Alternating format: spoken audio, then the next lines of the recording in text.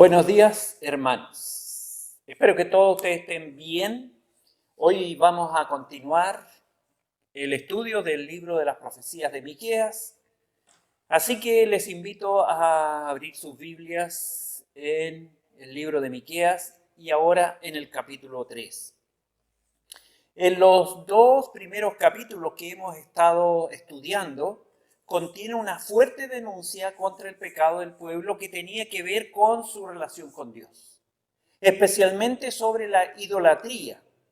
Esto es en el capítulo 1. Y en el capítulo 2, el profeta denuncia el pecado cometido por personas entre sí, pecados contra el pueblo, tanto en el reino del norte como en el reino del sur de Israel. El juicio que Miqueas ha pronunciado hasta ahora es severo, es duro, de sufrimiento, que serían llevados al cautiverio. Pero al final del capítulo 2 encontramos un rayo de esperanza para la nación, una pequeña y hermosa profecía sobre el futuro que, como un rayo de sol, brilla a través de las nubes oscuras en un día de tormenta, donde predice la restauración de Israel cuando el remanente volverá del cautiverio. En el versículo 12, la segunda parte del versículo nos dice: recogeré el resto de Israel. Y Israel será reunida totalmente como una nación. Así lo afirma el versículo 12 en la primera parte, cuando dice: te juntaré todo, oh Jacob. A pesar de que desde 1947 existe el Estado de Israel, hasta hoy no se ha cumplido esta profecía en su totalidad, pues el pueblo judío está repartido por todo el mundo. Pero con la segunda venida de nuestro Señor Jesucristo a la tierra para establecer su reino, esta profecía tendrá su pleno cumplimiento. El versículo 13 refleja esa verdad. Subirá el que abre camino, dice, delante de él. Abrirá camino y pasarán la puerta y saldrán por ella, y su rey pasará delante de ellos, y a la cabeza de ellos Jehová. Así termina el capítulo 2 del libro de Miqueas con la promesa de la venida del restaurador de Israel, y luego inicia el tercer mensaje del profeta en el capítulo 3 del libro, donde él ahora denuncia a los líderes de Israel por su pecado. Primero denuncia a los príncipes, después denuncia a los profetas, quienes eran los guías o los líderes espirituales, y finalmente denunció a todos los líderes de Jerusalén, a los príncipes, a los profetas y a los sacerdotes. Así que comencemos entonces leyendo el primer versículo de este capítulo. Dije: oh ahora príncipes de Jacob y jefes de la casa de Israel, ¿no concierne a vosotros saber lo que es justo? Aquí el profeta comienza con un llamado de atención, con un imperativo: oíd. Lo vimos en el capítulo 1, en el versículo 2, donde dice: oíd, pueblos todos. Allí el profeta llama al pueblo a estar atento a lo que va a comunicar. Ahora aquí en el capítulo 3, en el versículo 1, leemos que dije: oíd ahora, príncipes de Jacob. Miqueas habló al liderazgo de la nación, a los príncipes de la casa de Israel, y le hace una pregunta. ¿No concierne a vosotros saber lo que es justo? ¿A qué se refiere el profeta? ¿Qué es lo que quiere indicar? Bueno, Miqueas está dirigiéndose a los gobernadores de Israel, que eran los jueces, los magistrados. Los príncipes se sentaban a juzgar toda la nación. Las personas que se hallaban culpables de algún crimen o alguna acción ilegítima eran llevadas ante un príncipe para ser juzgadas. Ahora, estas personas debían saber lo que era la justicia. Debían saber lo que era un juicio justo. Este mismo pensamiento también lo encontramos así expresado en el Nuevo Testamento, en la epístola a los Romanos, en el capítulo 2, versículo 1, cuando el Señor Jesucristo, por medio del apóstol Pablo, dijo: por lo cual eres inexcusable, oh hombre, cualquiera que seas tú que juzgas, pues en lo que juzgas a otros te condenas a ti mismo, porque tú que juzgas haces lo mismo. Aquí ahora, cuando Pablo usa esta expresión haces lo mismo, no implica que aquel hombre mencionado en el texto hiciera necesariamente lo mismo que estaba juzgando en otro, sino significaba que hacen cosas o hechos similares. Por ejemplo, o un ejemplo de esta acción condenable es la de aquel guardia de supermercado que vigila a las personas que no se lleven nada sin cancelarlo. Pero él consume producto en la sala de este sin pagarlo. O como el padre que corrige a su hijo por algo que él tampoco cumple. A todos nos resulta más fácil encontrar faltas en los demás, pero nos cuesta ver y admitir las faltas propias. Vemos la paja en el ojo ajeno, pero no la viga en el nuestro. Cuando evaluamos a una persona, por lo general lo primero que se nos viene a nuestra mente son sus defectos o deficiencias, pero las virtudes y las buenas cualidades a veces cuesta más traerlas a la mente. Ahora mismo hagamos un ejercicio rápido. Piense en una persona, su esposa o su esposo o sus padres o el hijo o el jefe, cualquier persona que conozca bien. ¿Cuál es la característica más sobresaliente de ella que viene a su mente ahora? Probablemente será una negativa. Por eso el Señor dijo, enseñando a sus discípulos: ¿y por qué miras la paja que está en el ojo de tu hermano y no echas de ver la viga que está en tu propio ojo? ¿O cómo dirás a tu hermano, deja sacar la paja de tu ojo y he aquí la viga en el ojo tuyo?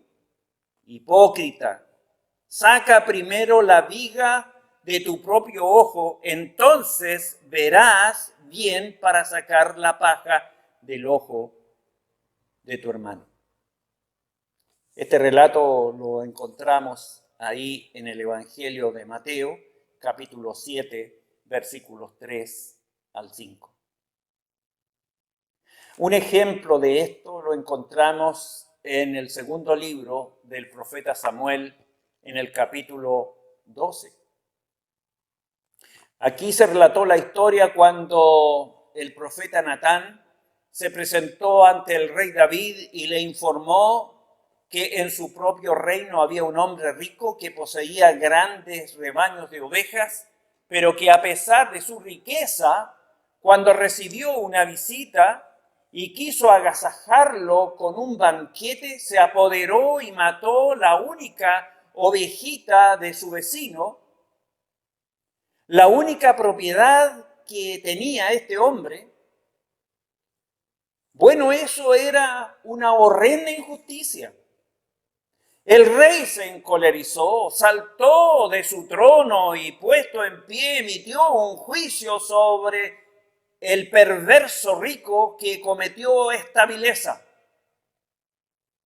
David comprendió la injusticia cometida, pero él también había actuado de la misma manera con uno de sus valientes. El profeta Natán entonces dijo a David: tú eres ese hombre, tú has hecho eso mismo. Ustedes recuerdan la historia. David aceptó ese juicio, confesó su culpa y el pecado delante de Dios. Pero es asombroso, hermano, cómo podemos ver los pecados de los demás y juzgarlos duramente, pero pasar por alto o justificar los propios. Eso es lo que vemos aquí en el liderazgo de la nación de Israel. Esta es la razón por la cual Dios dijo a los líderes, a los gobernadores de Israel que habían juzgado a los demás por sus faltas, habiendo ellos mismos cometido las mismas faltas. Pero también tenemos que reconocer que no es fácil, hermano, para nosotros, por nuestra naturaleza pecaminosa, ejercer autoridad o poder y tomar decisiones justas e imparciales si estamos alejados del Señor. Y cuánto más para aquellos que no le conocen. Es por eso por lo que las personas que ejercen una posición de liderazgo deben ser personas de carácter firme, sólidos, íntegros. Y como creyentes nosotros debemos ser espirituales. Como lo describe Pablo, que deben ser los encargados de la congregación. En la carta que escribe a Tito, en el capítulo 1, versículos 7 al 9, cuando dice: porque es necesario que el obispo sea irreprensible como administrador de Dios, no soberbio, no iracundo, no dado al vino, no pendenciero, o decir peleador, no codicioso de ganancias deshonestas, es decir, avariento o avaro, sino hospedador, amante de lo bueno, sobrio, justo, santo, dueño de sí mismo, retenedor de la palabra, tal como ha sido enseñada, para que también pueda exhortar con sana enseñanza y convencer a los que contradicen. Y esto es exactamente lo que Dios, a través del profeta Miqueas, está diciendo a los príncipes. ¿No concierne a vosotros saber lo que es justo? La respuesta a esta pregunta es sí, pero no lo estaban haciendo. El profeta está señalando implícitamente: no estáis vosotros actuando en ignorancia. Ya habéis tenido experiencia, habéis juzgado a gente que eran culpables. Ahora los culpables sois vosotros. Vosotros que aborrecéis lo bueno y amáis lo malo. Así dice la primera parte del versículo 2. En los días de Miqueas, el liderazgo, los gobernadores aborrecían lo bueno y amaban y se huelgan o divertían en lo malo. Como también lo denuncia el profeta Isaías a esa sociedad en el tiempo del profeta Miqueas. En el capítulo 5 de Isaías, versículos 20 al 23. Cuando dice, ay de los que a lo malo dicen bueno y a lo bueno malo, que hacen de la luz tinieblas y de las tinieblas luz, que ponen lo amargo por dulce y lo dulce por amargo. Ay de los sabios en sus propios ojos y de los que son prudentes delante de sí mismos.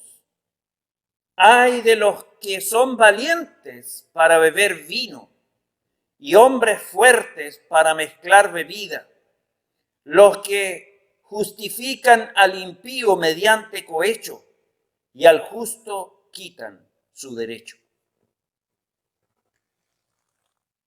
Personas de dudosa moralidad no están capacitadas para ocupar esta clase de posición, ni en aquella época, pero tampoco hoy en día. Y esto o no es ajeno a la realidad en nuestra sociedad hoy. Muchos liderazgos y autoridades son y han sido puestas en tela de juicio por causa de corrupción, de abuso de poder, de falta de credibilidad y de integridad. Y quizás hoy no están en sus puestos. Y en los días del profeta Miqueas, Dios culpó al liderazgo de Israel de esto. Dios presentó a través de la profecía de Miqueas una filosofía de gobierno humano, como diría el griego, política, en donde la base del mismo consiste en que las personas que ocupan posiciones de liderazgo deben ser personas de probado carácter. ¿Y qué hay de nosotros, hermanos? ¿Cómo es nuestro liderazgo? Sin excepción, todos nosotros, de una manera u otra, ejercemos algún tipo de liderazgo. Ya sea como padres, los que son padres, como maestros, o jefes, si alguno tiene alguna jefatura, o un líder de algo, o como hermanos mayores dentro de una familia, o dentro de una congregación, etc. Y aún más como creyentes en el mundo, dado que Dios nos ha encomendado ser luz y sal en este mundo. ¿Y qué hay de nosotros? ¿Cómo es nuestro liderazgo? Jesús dijo, porque con el juicio con que juzgáis seréis juzgados, y con la medida con que medís os serás medido. Esto es en el Evangelio de Mateo, capítulo 7, versículo 2. Ahí está ese registro.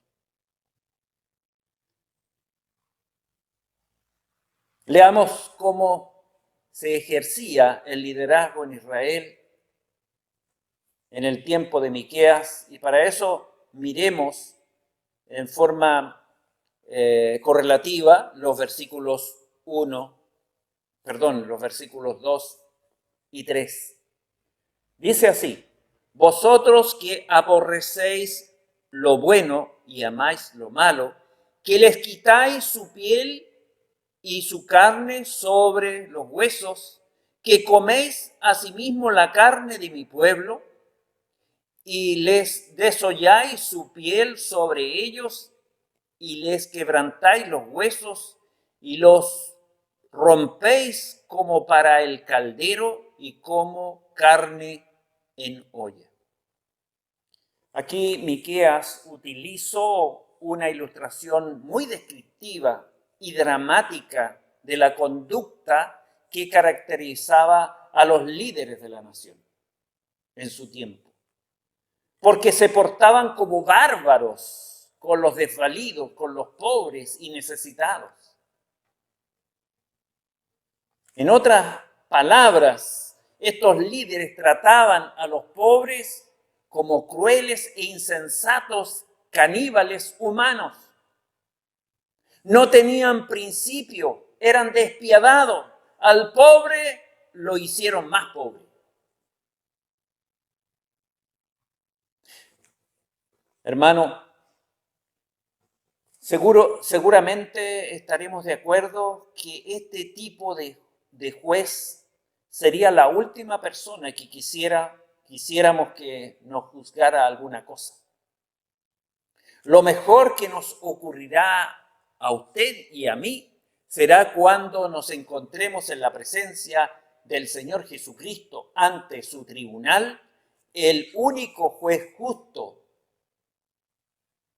Nuestro caso personal ya ha sido apelado ante Él y no tendremos que estar delante de ningún ser humano para ser juzgado por nuestra vida.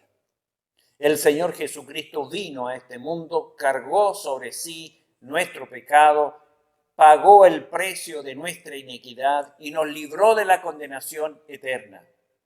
Dios juzgó en Cristo nuestra maldad para que nosotros fuésemos hechos justicia de Dios en Él. Así leemos lo que el apóstol Pablo escribe en la segunda carta a los Corintios, capítulo 5, versículo 21. Este es un tremendo consuelo y tranquilidad que da saberlo.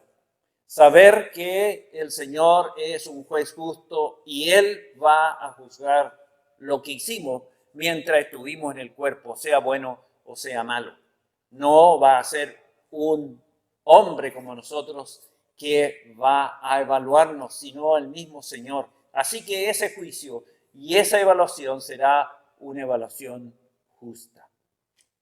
Espero, en caso personal, que sea a solas. Luego, Miqueas sigue diciendo en el versículo 3, entonces clamaréis al Señor y no os responderá, antes esconderá de vosotros su rostro en aquel tiempo, por cuanto hicisteis malvadas obras. Nuevamente miremos este versículo, entonces clamaréis al Señor y no os responderá. ¿De quién está hablando el profeta? Pues de los líderes de Israel. Mientras ellos estaban en una posición alta, no mostraron ninguna consideración humana, ni sentían ninguna sincera simpatía o un genuino amor por su prójimo. Pero ahora ellos se encontraban en dificultades porque un poder mayor que el que ellos tenían cayó sobre ellos. Dios mismo los juzga. Dios estaba diciendo que Él permitiría que el juicio caiga sobre ellos. Dios está diciendo, ahora vosotros vais a clamar a mí. ¿No es esto interesante?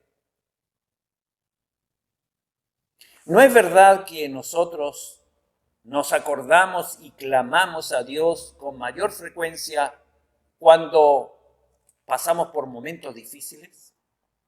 Tristemente nos acordamos de Dios cuando se avecinan problemas que no sabemos cómo resolver.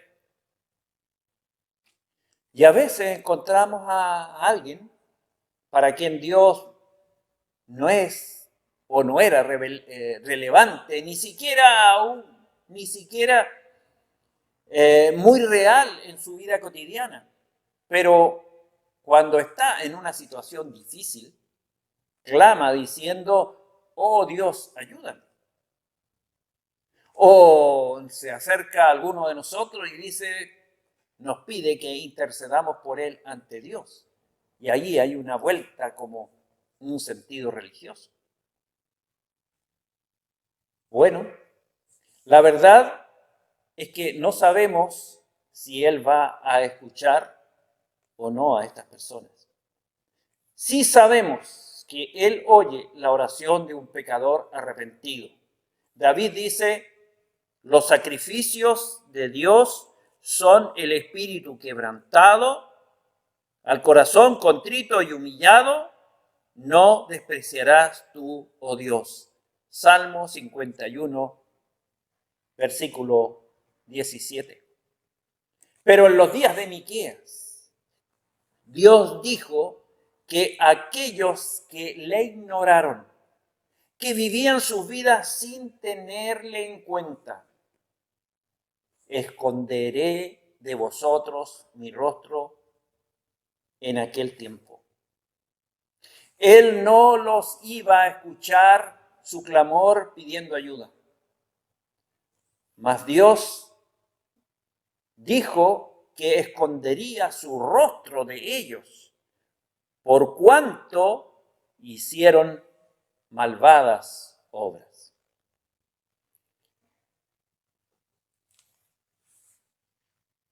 Este fue el juicio que Dios está haciendo al liderazgo. Y en el versículo 5 encontramos otro juicio. El juicio ahora es contra los profetas. Y dice así: así ha dicho el Señor acerca de los profetas que hacen errar a mi pueblo y claman paz cuando tienen algo que comer, y al que no le da de comer proclaman guerra contra él. Aquí tenemos una descripción de lo que la mayoría de los profetas estaban haciendo. La conducta de estos profetas era tan censurable como la de los príncipes.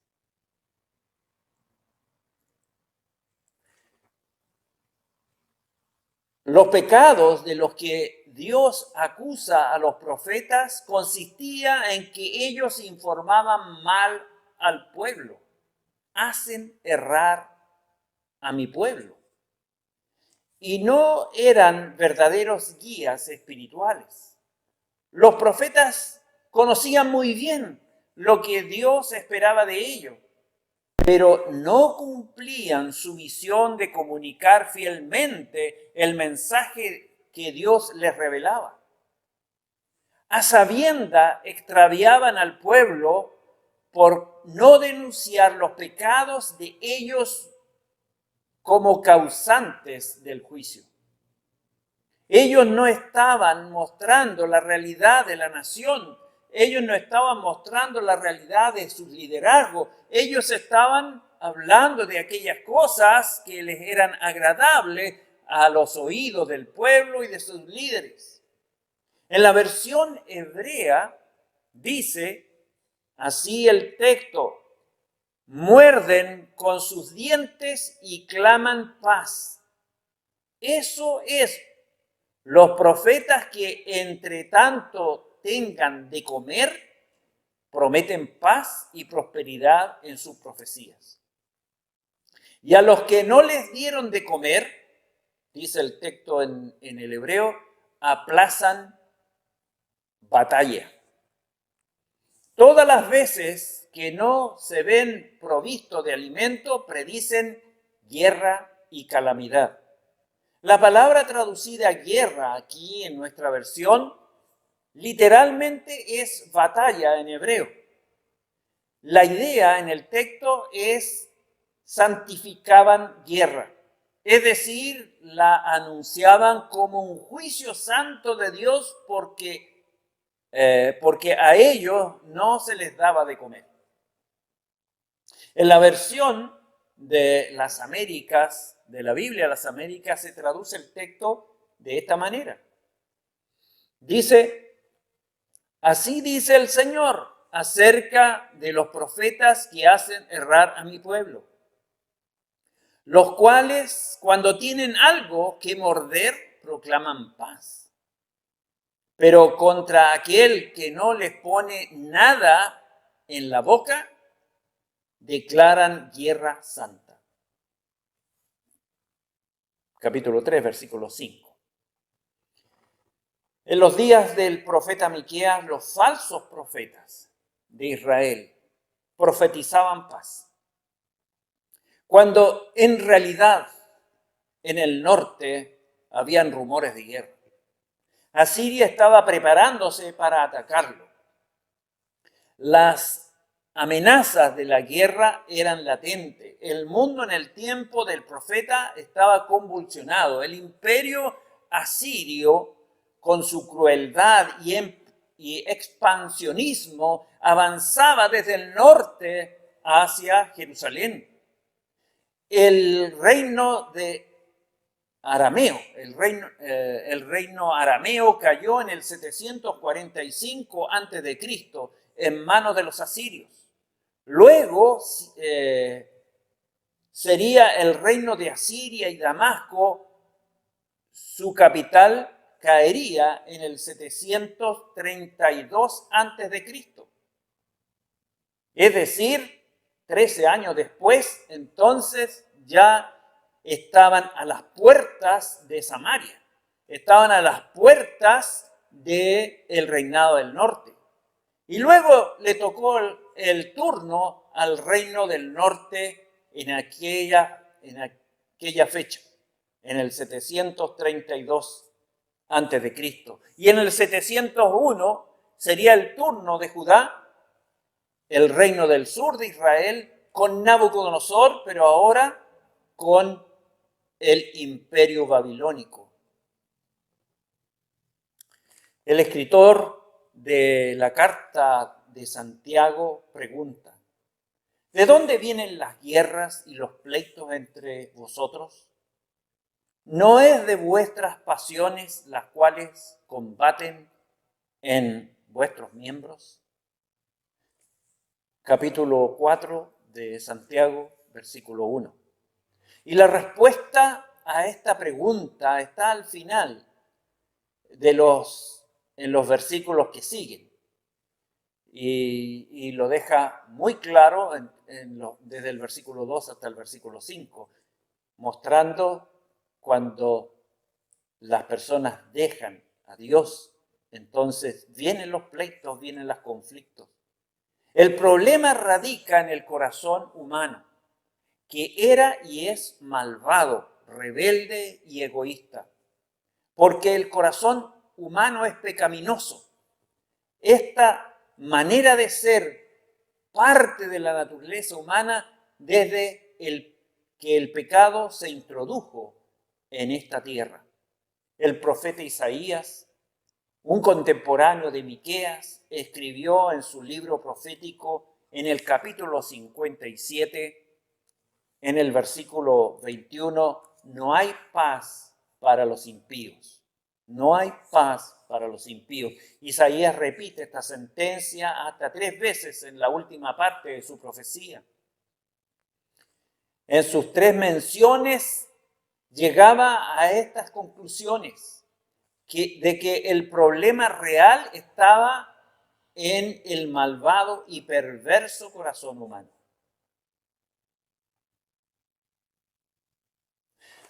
Para tener la verdadera y duradera paz, primeramente el ser humano tiene que conocer que se encuentra con Dios. ¿Cómo podría la humanidad conocer la paz de Dios? El apóstol Pablo dijo en su carta a los Romanos en el capítulo 5, versículo 1, justificados pues por la fe, tenemos paz para con Dios por medio de nuestro Señor Jesucristo. Usted no podrá tener paz con sus semejantes hasta que tenga paz con Dios. El corazón humano es algo en lo que no se puede confiar. El corazón humano es engañoso, perverso y débil. El profeta Jeremías, en el capítulo 17, versículo 9 de su profecía, dijo: engañoso es el corazón más que todas las cosas y perverso. ¿Quién lo conocerá? Jeremías plantea esta pregunta. ¿Quién puede conocer el corazón de las personas? En verdad, usted y yo no sabemos en realidad cómo somos y lo malo que podemos ser. Como señaló un comentarista, tapamos esta verdad con muchas capas de maquillaje, como la educación, las buenas costumbres, la urbanidad, pero cuidado, que nadie nos presione o acorrale demasiado, porque entonces saldrá a la superficie nuestro auténtico yo, nuestro verdadero genio, carácter, personalidad, nuestro innato egoísmo y autosuficiencia. El ser humano, nosotros, podemos caer más bajo que cualquiera otra de las criaturas que están sobre esta tierra. El hombre actúa de esta manera porque está separado de Dios, porque está en rebelión contra Dios, sus leyes y códigos de conducta y moralidad. El verdadero problema es el hombre mismo y que solo quiere escuchar lo que satisface a sus oídos. En los días del profeta Miqueas, los falsos profetas ilusionaban y engañaban al pueblo prometiendo resultados falsos y por ello Dios pronunció contra estos falsos profetas calamidades que iban a suceder después. Ahora, miremos el versículo 6 del capítulo 3. Y dice, por tanto, de la profecía se os hará noche. Y oscuridad del adivinar. Y sobre los profetas se pondrá el sol y el día se entenebrecerá sobre ellos. Miqueas predijo que habría tal oscuridad que aquellos que eran profetas falsos serían descubiertos por el hecho de que sus profecías no se cumplirían. La noche o las tinieblas, en otras enseñanzas de la Escritura, siempre hablan de juicio y de dos maneras distintas.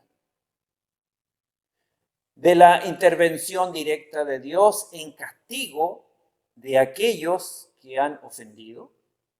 Y también nos habla en otro tipo de juicio, el silencio de Dios, al no dar ninguna nueva revelación a los hombres. Así que Miqueas dijo aquí, por tanto, de la profecía se os hará noche y oscuridad del adivinar. Es decir, Dios no les iba a revelar una verdadera, una nueva verdad. En otras palabras, el juicio iba a venir sobre ellos, iba a ser tinieblas, el sol se escondería. Miqueas estaba diciendo aquí que no habría ninguna luz de parte de la palabra de Dios. Y fue así. Y fue así después de la profecía de Malaquías, el último de los profetas del Antiguo Testamento, que profetizó que el sol se levantaría otra vez. En el capítulo 4, versículo 2, cuando dice, mas a vosotros los que teméis su nombre, nacerá el sol de justicia y en sus alas traerá salvación. Malaquías no habría profetizado de un nuevo amanecer si no hubiera entrado en la noche. El pueblo de Israel vivió una larga noche de 400 años hasta la llegada del Hijo de Dios, el nacimiento de Jesucristo. Este es el cuadro que Miqueas nos va a presentar en su libro en el capítulo 5, versículo 2, cuando habla del nacimiento del Mesías, el que vendría a restaurar al pueblo. Leamos los versículos 6 y 7 para tener un contexto más completo de lo que el profeta Miqueas está diciendo respecto del juicio que vendrá sobre los falsos profetas.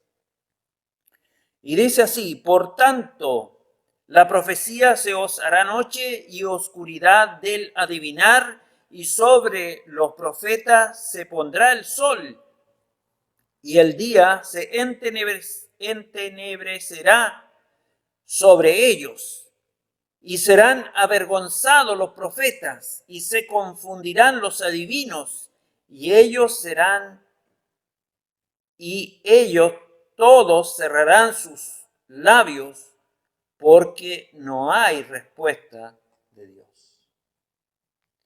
En otras palabras, Miqueas profetizó que el pueblo viviría en oscuridad, en tinieblas, y Dios iba a avergonzar a aquellos falsos profetas porque sus profecías no se cumplirían. En los días del profeta Miqueas, los falsos profetas hablaban supuestamente de parte de Dios con palabras suaves, tranquilizadoras y agradables de escuchar, pero Dios los iba a castigar y a dejar en evidencia sus mentiras y falsedades, porque pronunciaban palabras consoladoras para tranquilizar a un pueblo que solamente quería escuchar palabras positivas. Y creo que hoy día también hay muchas personas que se rehúsan a escuchar el mensaje claro de la Escritura cuando habla de arrepentirse, cuando habla de pecado, cuando habla de que Dios castiga. Ellos quieren escuchar del amor de Dios, que Dios es bueno y que Dios resuelve todos los problemas. Los falsos profetas decían aquellos que la gente quería oír y halagaban a la gente diciendo lo maravilloso o las maravillas de lo que era. El pueblo, encantado con esta clase de profetas, les devolvía los cumplidos, dándoles provisiones. Pero, como vimos en los capítulos anteriores, la moralidad de esta sociedad era terrible. El profeta Miqueas tuvo mucho cuidado en separarse de este grupo de profetas, como leeremos en el versículo siguiente, en el verso 8. Pero para concluir, hermanos, como señaló un comentarista bíblico, estamos viviendo una época en la cual parecería que Dios está en silencio. Da la impresión de que este mundo, los únicos protagonistas de la historia, los únicos actores son los seres humanos. Al leer cada día las noticias o verlas por medios audiovisuales y ser testigo de lo que sucede en nuestro alrededor, en nuestra sociedad,